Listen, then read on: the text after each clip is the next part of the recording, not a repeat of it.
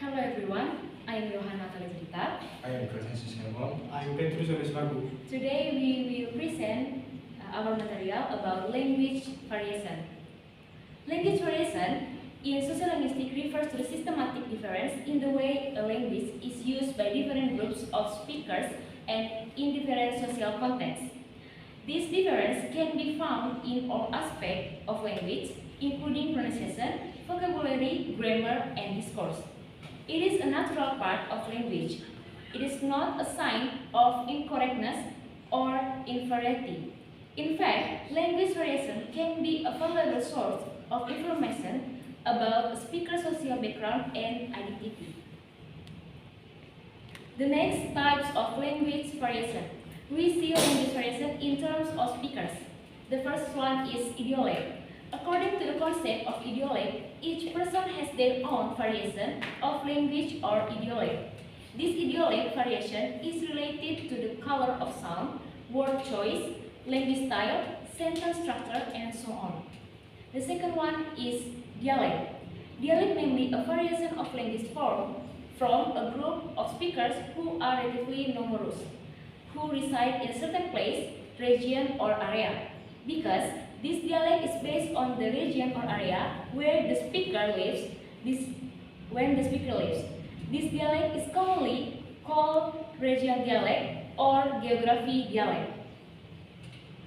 The third one is chronolect or temporal dialect. Temporal dialect, namely variation in language used by social groups at certain times.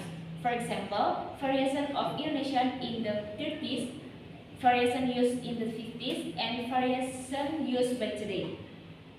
And the last one is sociolect or social dialect. Social dialect, namely language variation related to the status, class, and social class of the speakers. In sociolinguistics, this variation is usually the one that is discussed the most and takes the most time to talk about it, because this variation concerns all the personal problems of the speakers, such as age, education, sex or gender, occupation, level or nobility, socio-economic situation, and so on. Next, we see language variation in terms of users. Variation in language regarding its use, application, or function are called functionalities, varieties, or registers. These variations are usually discussed based on field of use, style or level of formality, and means of use. Variations in language based on the field of use are related to what purpose or field the language is used for. For example, in the field of journalism, military, agriculture, shipping, economy, trade, education, and scientific activity. The most visible characteristic of language variation based on the field of activity is in the field of vocabulary. Each field of activity usually has a number of special or certain vocabulary that is not used in other fields. Types of language variation in use. There is a first one, variation in terms of formality. Based on the level of formality, Martin Jus divides language variation into 5 types. There are namely formal style or variety, formal style or variety, business style or variety, casual style or variety, and intimate style or variety. Second, variation in terms of facilities. Language variation can also be seen in terms of the means or facts used. In this case, it can be said that there are spoken and written variation or also variation in language using certain means or tools, for example, telephone or telegraph. Language variant category. First one, vernacular language. Vernacular language is the everyday language used by people in a particular region, community, or social group. It is often informal and colloquial and may include slang, regionalism, and other non-standard forms of speech. Some examples of vernacular language includes American English as spoken in different parts of the United States. British English as spoken in different parts of the United Kingdom. Second, standard language. Standard language is a variety of language that is used by government in the media, in school, and for international communication. Third, lingua franca language. It is defined as a language which is used habitually by people whose mother tongues are different in order to facilitate communication between. It may refer to trade language, a contact language, and international language. And fourth, Pidgin and Creole. Pidgin, David Crystal defines Pidgin as a language with a markedly reduced grammatical structure, lexicon, and stylistic traits formed by two mutual unintelligible speech communities.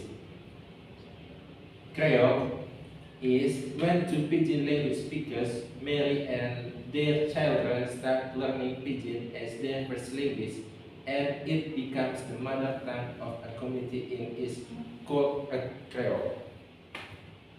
The fifth, code mixing. Code mixing is the use of language units from one language to another to expand language style or language variety, including the use of words, clauses, idioms, greetings, and so on. Code mixing is a natural and normal part of bilingual and multilingual communication. It is not a sign of language impairment or lack of fluency. In fact, code mixing can be seen as a sign of linguistic competence and creativity. For example, I'm going to pasar malam tonight. Aku lagi download lagu baru. And six, code switching. Code switching or code is the use of variation in another language of another language to adapt to another role or situation or because of the presence of other participants. For example,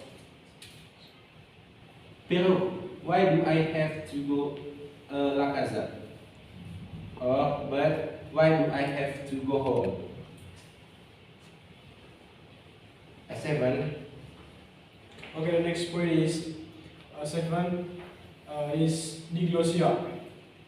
Diglossia, as it's relatively a stable language lesson in which, in addition to the primary dialect of the language, there is no very divergent, highly codified superposed variety. Four language classes which show the major characteristics of the diglossia. They are Arabic, Swiss, German, Haitian, and Greek. For example, Haiti Creole French. Next, about Egypt or Standard Arabic. Egyptians use Egyptian Arabic for everyday conversation, but Standard Arabic is used in formal settings such as government, education, and the media. Next, about language attitude. Copper and Fishman, quote by Yohana Malabar, understand language attitudes based on the referent. The referents include language attitudes and things related to or language attitudes which become marks or symbols. Meanwhile, according to Anderson's, language attitude is a system of belief related to language that lasts relatively long. Regarding a language object that gives a tendency to a person who has that language attitude to act in certain way that he likes. Here are some examples of language attitudes. First one, positive attitudes. Pride in one's native language. Second, appreciations for the beauty and diversity of language. 3, belief and importance of language learning. Next point is about negative attitudes. Prejudice against certain language or dialects. Belief that some languages are superior to others. Resistance to language change. The final point is about implications. Language variations has a number of implications, both positive and negative. Positive implications. Language variations can help to promote social diversity and inclusion. It allows people from different backgrounds to express themselves in their own unique ways. Next, language variations can be source of creativity in innovation. It can lead to the development of new word and phrase and to new ways of use language. Next point about negative implications. Language variations can be used to exclude and marginalize certain groups of people. Conclusions is language is a way of communications. It is a tool for uniting people or dividing people. Language allows people to share. Language change, language variations can be seen from various aspects, such as speaker use, and facilities. So that's all our presentation. Thank you.